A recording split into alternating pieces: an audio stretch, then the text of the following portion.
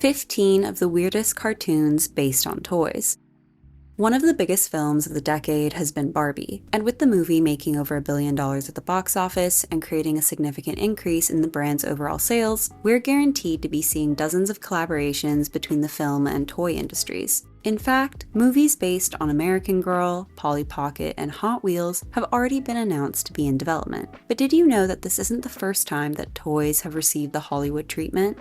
In 1969, parents, educators, and researchers expressed concerns about the Hot Wheels TV series, drawing the attention of the Federal Communications Commission, who launched a full investigation. Their studies showed that children were especially vulnerable to advertising, and despite Hot Wheels attempting to argue otherwise, it was clear that their show was just a half-hour commercial. This led to the FCC enacting a series of regulations that limited the amount of ads that could be shown on TV in an hour, with programs potentially being fined or dropped altogether if they went overtime. Shows like Hot Wheels were considered a program-length commercial, making them a huge liability, and by 1974, they had completely disappeared. In 1981, Ronald Reagan was elected president, and one of his first acts was to appoint Mark S. Fowler as the new commissioner of the FCC. Reagan, who is capitalism and corporatism personified, sought to deregulate as many aspects of the US economy as possible. This included television. With Reagan's support, Fowler quickly did away with the regulations that had previously kept advertisers in check. He also spearheaded the abolishment of the Fairness Doctrine, a policy that required broadcasters to discuss differing views on controversial subjects, so you can thank that asshole for Fox News. Because of these relaxed regulations, over the course of the 1980s, more than 50 commercials masquerading as TV shows were released, and I'd be lying if I said that the vast majority weren't terrible. In today's video, we're going to be taking a look at 15 of these toy-turned-TV shows, from the more obscure Lady Lovelylocks to the ever-popular My Little Pony. Let's get into it. Pac-Man. One of the first tie-in TV shows to be released after the FCC's deregulations was Pac-Man, which made history as the first ever cartoon to be based on a video game, because yes, at one point that was a newfangled idea. Pac-Man was one of the biggest brands of the 1980s, with the character quickly making his way from arcade machines to toy aisles and grocery stores, and the song Pac-Man Fever by Buckner and Garcia was even one of the top-selling singles of 1982. Considering that level of popularity, creating a cartoon was a no-brainer. Hey, you know Pac-Man? I know of him. Initially airing on ABC on September 25, 1982, the show was produced by Hanna-Barbera Productions, who were best known for animated shows like The Jetsons, The Flintstones, and Scooby-Doo. The first season aired as part of a package show that included the animated Little Rascals and Richie Rich, with 22 minutes of the 90-minute programming block consisting of 2 episodes of Pac-Man. Out of the 3 shows, Pac-Man had the most success, eventually leading to the release of a holiday special, Christmas Comes to Pac-Land, later that year. In 1983, they aired an additional season, marking a total of 42 episodes over its entire run. The show took place in Pac-Land, which, like a lot of Hanna-Barbera cartoons, wasn't that unlike the world we live in, just with a good deal more circles. The main characters were Pac-Man, his wife Miss Pac-Man, and their Pac baby, with most episodes revolving around the Pac family going on some ordinary adventure like trick-or-treating, picnicking, or a trip to the zoo, which subsequently goes off the rails when their arch-enemies, the ghost monsters, appear and cause mayhem. The 5 ghost monsters, who are based on the creatures that can kill you in the video game, work for Mesmeron, who's trying to get his hands on the power pellets that run Pac-Land, although his schemes have very little success. With Pac-Man being such a familiar face in the 1980s, I'm sure kids of the time period found the show to be quite a hoot, but if you ask me, it's pretty mid. The storylines were derivative of those found in other children's cartoons from the time period, especially those by Hanna-Barbera, and the character designs were pretty uninteresting, resulting in a show that felt cheap and generic. Nonetheless, Pac-Man was considered a success, and the characters appeared in other advertising and reruns well into the 1990s. Rubik, the Amazing Cube. Another pop culture phenomenon of the early 1980s was the Rubik's Cube, with demand for the puzzle game being so high at one point that manufacturers weren't able to keep up, resulting in a shortage. Compared to Pac-Man, the Rubik's Cube didn't receive half as many licensing deals, perhaps because it didn't have a built-in mascot, but it did get its own TV show. Produced by Ruby Spears Enterprises, Rubik the Amazing Cube began airing on September 10, 1983, in conjunction with the second season of Pac-Man. The show's premise was rather odd, following a colorful, lovable, and magical creature named Rubik, who's only conscious when he's in his solved state. Rubik is accompanied by siblings Carlos, Lisa, and Reynaldo Rodriguez, who help him stay out of harm's way and solve him on the many occasions his block gets scrambled. Some of the scenarios revolved around more normal situations, like a family vacation or a science fair, while others were more fantastical, like recreating Alice in Wonderland. Two contemporary trends seem to influence the direction of the series. The first was the 1982 hit film E.T., with Rubik talking and acting in a similarly sweet but strange way as the popular alien. E.T. phone home. Rubik foul up. Rubik fix up.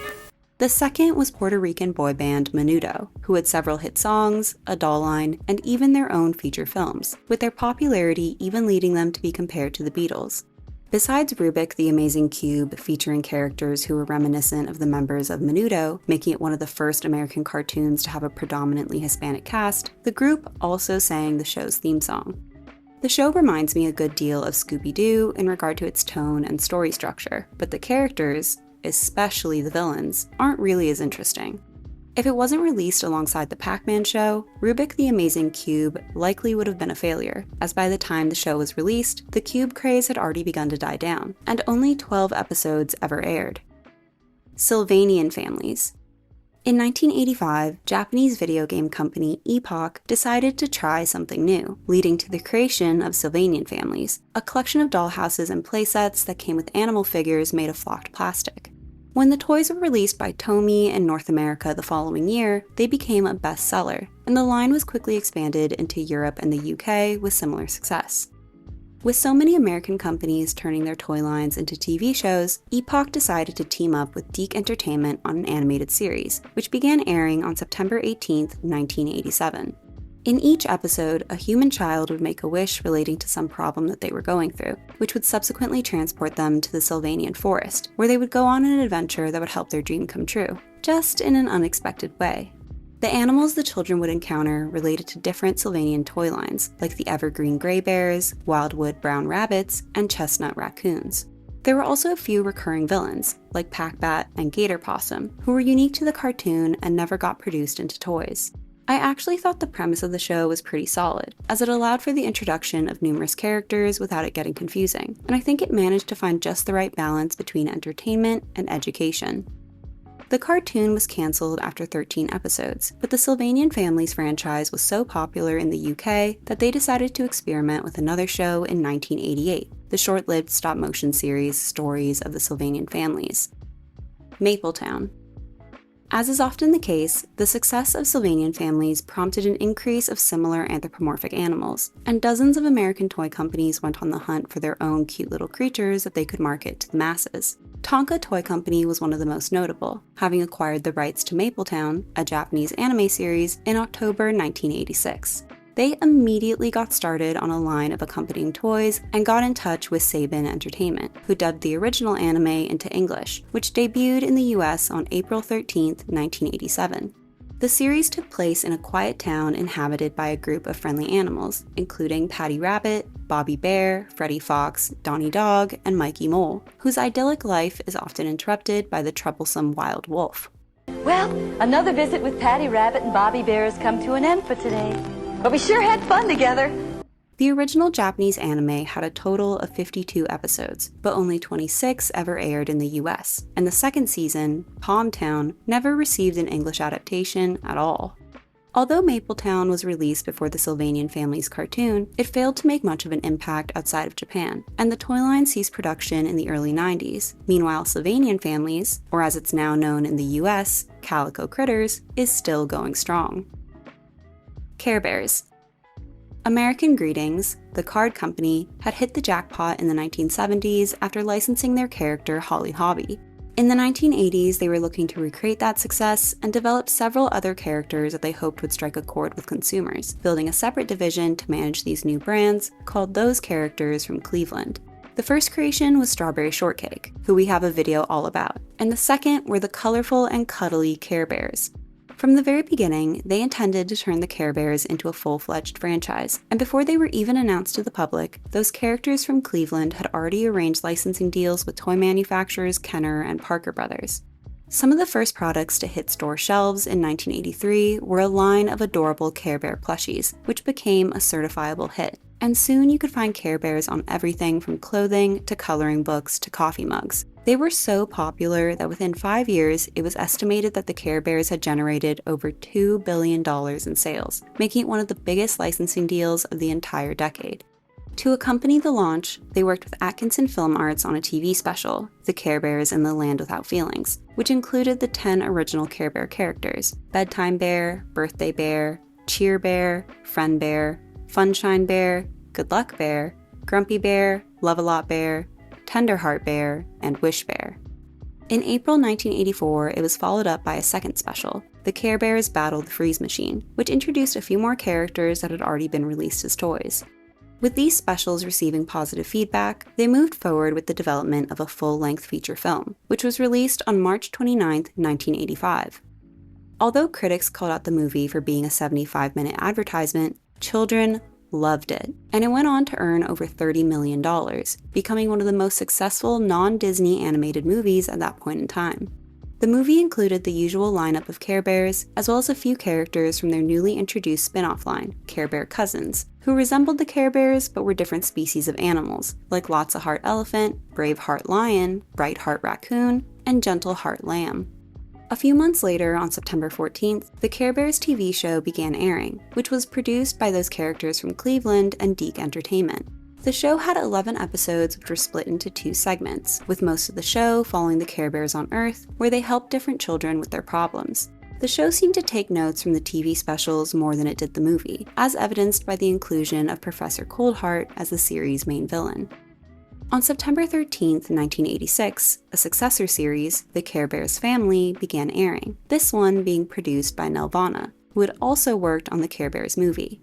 Unlike the original Deke series, The Care Bears Family leaned into the franchise's fantasy elements, with the vast majority of episodes taking place in the Kingdom of Caring instead of on Earth. While a few episodes still had the Care Bears go on missions to help human children, more often they'd be dealing with their own problems, which ranged from them learning an important lesson to having to save the kingdom from the evil wizard No Heart and his sidekicks Beastly and Shrieky. For a toy-based TV show from the 1980s, The Care Bears Family was massively successful, lasting for 3 seasons and even getting a dedicated finale special. During this time, Nelvana also turned out 2 sequel films, but neither performed as well as the first. Although I preferred the art style of the Care Bear series from 1985, which was vaguely anime-esque, I'll be the first to say that the Care Bears Family had a superior storyline.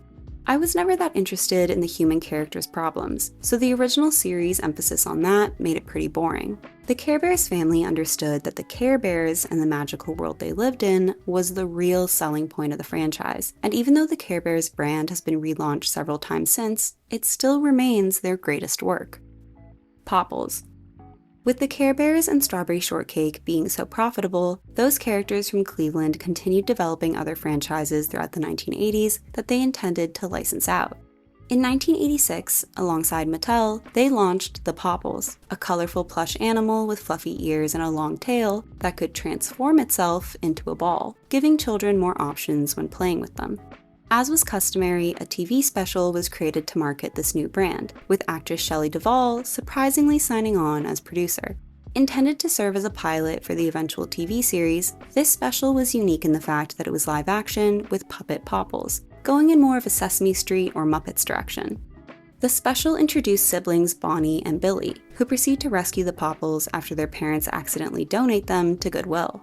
Although the special was well received by audiences, the live-action format must have been deemed too costly, and on September 13, 1986, an animated series was released instead.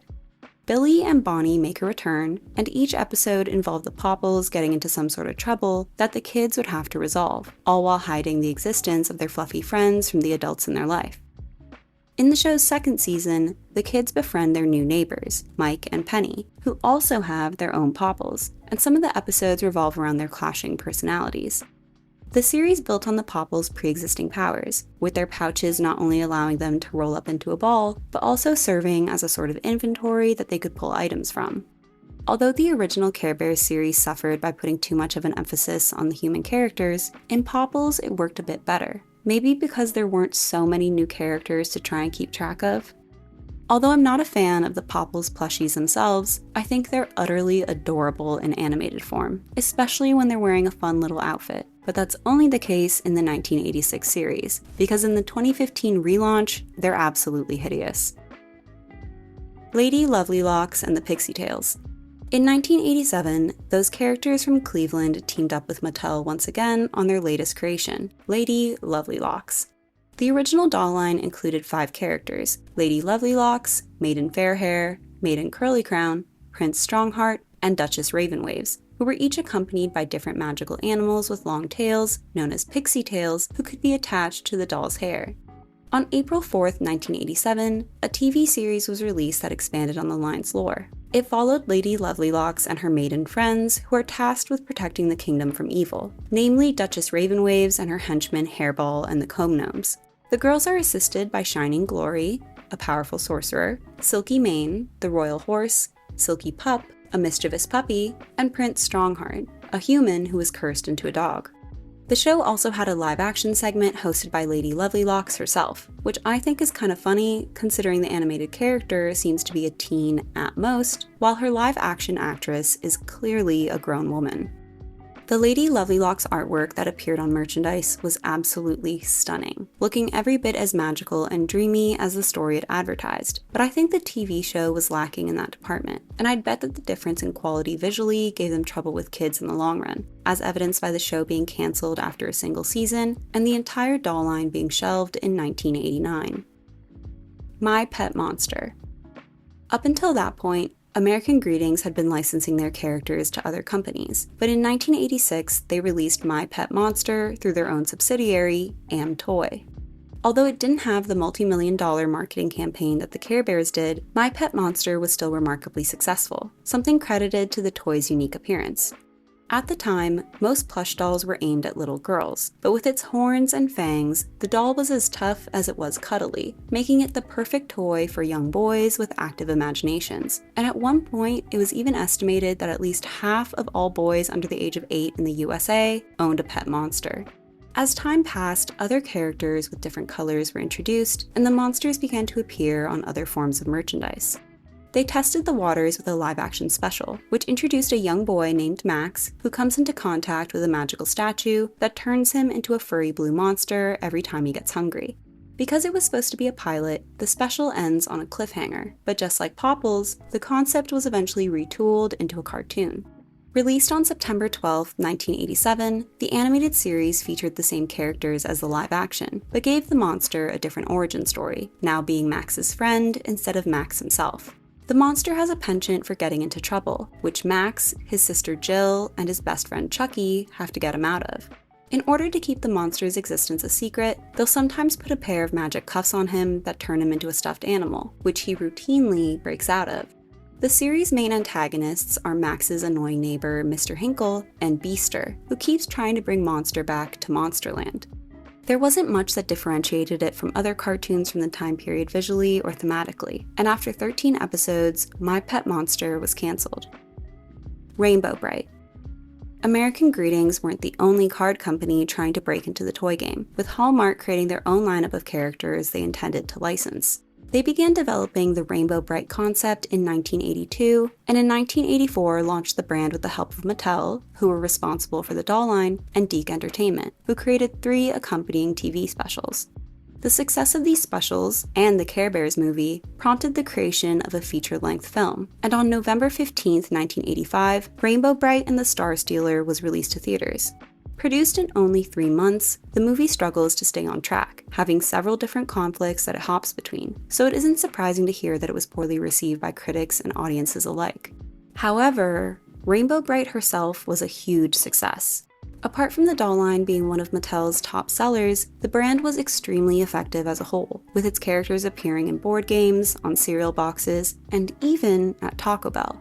They were so popular that apart from stage shows that toured across the country, there were also live-action Rainbow Brite TV specials, which saw the characters go on an adventure to the San Diego Zoo or celebrate a birthday with song and dance numbers.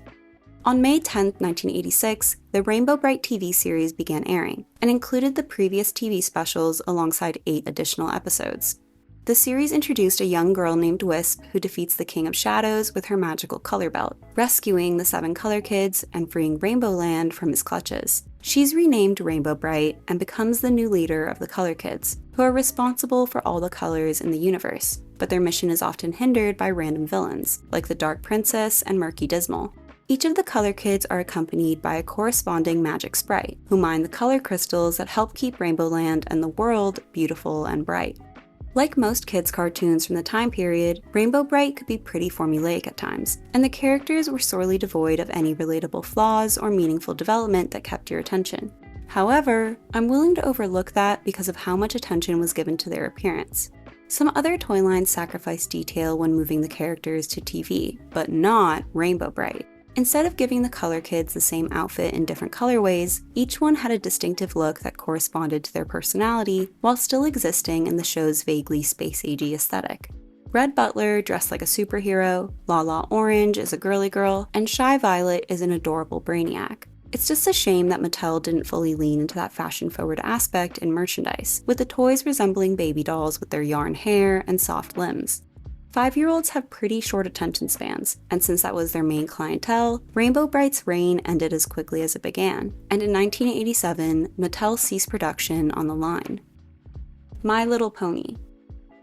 In 1981, Hasbro, who were then best known for their G.I. Joe toy line, decided they wanted to break into the growing girls market, and released My Pretty Pony, a large plastic horse figurine that had hair you could braid. However, the toy didn't meet expectations, and the following year they released smaller and more colorful versions, called My Little Pony. This attempt was far more successful, and Hasbro proceeded to release dozens of spin-off dolls and sign off on a bunch of licensing deals. On April 14, 1984, they released their first TV special, Rescue at Midnight Castle, which was followed by Escape from Katrina the following year. With the My Little Pony brand only growing bigger and bigger with each passing day, being featured on everything from thermoses to soap to comic books to candy, Hasbro got a little too big for their britches, and on June 6, 1986, they released My Little Pony the movie, which wound up losing them nearly $10 million. Ouch. On September 15th that same year, they began airing My Little Pony and Friends, an animated program that featured one segment of My Little Pony and another of a different Hasbro toy line. My Little Pony took place in Dream Valley, a magical place filled with all sorts of creatures that corresponded to different My Little Pony spin-offs like the Pegasus ponies, Unicorn ponies, Flutter ponies, and Sea ponies. The Unicorn ponies were always my favorite. The piece of their realm is often threatened by ghosts, witches, and goblins, who the ponies are able to defeat with their unique magical powers and by working together. Over the course of the show's 2 seasons, there were a handful of standalone storylines, but the bulk of it revolved around multi-episode story arcs, meaning that for kids of the 1980s, they ran the risk of missing an important episode if they weren't home that day, which is kind of my worst nightmare. Toei Animation was responsible for all of the My Little Pony cartoons from this time period, which gave the entire franchise a cohesive look. I also think it was one of the few times that the toys and the TV show looked practically identical. You weren't going to wind up disappointed because your favorite character in the cartoon looked nothing like their doll counterpart. My Little Pony has been relaunched tons of times since, most notably in 2010 with My Little Pony Friendship is Magic, which became a worldwide phenomenon. The Glow Friends. In 1982, Hasbro introduced Glowworm to their Playskool toy division, which had a soft worm body that when squeezed would make its head light up. In the years that followed, they released other pajama-wearing plush insects, and the toy line was massively popular, basically being a nightlight that kids could play with, and I even had one myself as a child. On November 28, 1985, a TV special, The Glow Friends Save Christmas, aired, which saw the glow-in-the-dark critters rescue Santa Claus from the Wicked Witch of the North Pole. Although it was by no means a smash hit, that didn't stop Hasbro, and on September 23, 1986, they got the cartoon treatment. The Glow Friends, which got its name from the toy line, took place in the magical forest kingdom of Glowland, with the bugs' peaceful existence being threatened by the Mulligans, who were previously banished from the kingdom for their crimes. The main characters included Glowworm, the unofficial leader of the Glow Friends, Baby Glowworm, Garden Ant, Glow Bug, and Glow Butterfly. Apart from the usual plush toys, they also released smaller plastic versions of the Glow Friends, which were meant to be more action figure-esque and resemble the cartoon, but they never really caught on as anything other than collectibles. Like My Little Pony, the show leaned into the fantastical elements of the franchise, which makes it feel a little less after-school special-y than some of the other cartoons on this list. Although I like the general art style, I don't think the characters are that memorable, with all of them just looking like weird Winnie the Pooh variants. Potato Head Kids. One of Hasbro's oldest toys was Mr. Potato Head, which they'd been distributing since 1952. In the 1980s, they had given him several updates, like a pair of bendable arms and a trapdoor to store his various pieces, but sales were still on the lower end. As a last-ditch attempt to market the character to this new generation, they launched the Potato Head Kids. Airing on September 24, 1986, the show followed Mr. and Mrs. Potato Head's well-intentioned children, Big Chip, Puff, Spud, Lumpy, Smarty Pants, Spike, and Slick. They'd occasionally have to deal with a group of human bullies who were a parody of 1950s greasers, with the subculture having a recent resurgence in pop culture thanks to films like The Outsiders and Grease. The entire Potato Head Kids premise didn't seem very well thought out.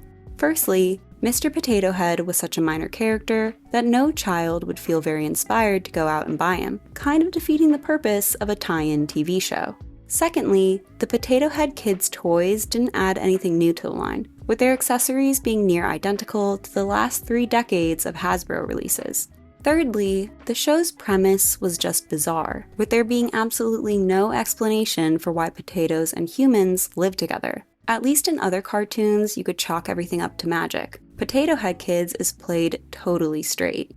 I'm not sure why they didn't just make an entire vegetable world for them to live in, opening up the possibility for spin-off toys like their 1960s Tutti Frutti friends, which included Katie the Carrot, Kooky the Cucumber, Oscar the Orange, and Pete the Pepper. It could have been like VeggieTales, but without the religious propaganda. Mr. Potato Head would later appear in 1995's Toy Story, which did a much better job of bringing him back into the mainstream. Moondreamers. Unlike My Little Pony, the Glow Friends, or the Potato Head Kids, which were based on pre-existing toy lines that already had a large fan base, the final animated series that Hasbro produced as part of this lineup was based on a product they had only just launched. First airing on September 25, 1986, Moondreamers introduced a group of magical beings who live in the starry up, where they make the stars shine, the moon glow, and the sun rise. Their most important job is giving all of the children living in the down, aka Earth, sweet dreams. In the monstrous middle lives Queen Scowleen and her minions, the Sleep Creeps, who want to give children nightmares instead. If you couldn't already tell, Moondreamers was clearly an attempt on Hasbro's part to compete with Mattel's Rainbow Brite franchise, hence the celestial imagery. But if I'm being honest, I think Moondreamers is better, at least when it came to the toys, which were the type of cutesy fashion doll that I would have thrown a tantrum over. Each of the dolls had a cool 80s glam rock look and hair that glowed in the dark, and their adorable animal sidekicks were inspired by real-life constellations and zodiac signs. In spite of this potential, Moondreamers didn't have much success, and the show was cancelled after 16 episodes, with the toy line reaching its demise soon after. I'm not kidding when I say that Hasbro should try bringing it back. Challenge of the Gobots.